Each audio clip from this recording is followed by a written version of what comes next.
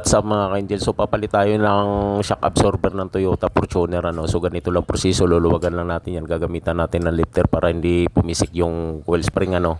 So ayan, ipapasok na natin bagong shock absorber yan, tapos ilalagay na natin shock mounting, ano, nalagay na natin yung rubber bushing dyan. So ayun, i-guide lang natin kung anong guide na pagbaklas natin, ganun din pagbalik para hindi ma-dislocate pagka isalpak na yung shock mounting, ano lang yung proseso niya. So sa mga professional lang to, huwag kayong mag-DIY sa sarili nyo, baka mamaya mapitpit, maputol yung kamay nyo, no. So ayun, papasok na itong washer, ibobolt na natin para mahigpitan natin ang husto bago natin i-release yung lifter. So ayun, nahigpitan na natin ang husto yan. Kailangan sure ball natin na mahigpitan ang husto, ano. So i-double lock lang natin yan. At ito na nga mga ka-Angel, dahil ikabit ko na 3 bolt lang naman shock mounting dyan sa itaas. So sa ibaba 9mm yan. So ayun, na final na natin yan. So ayun, susubukan na natin. Tara, let's go!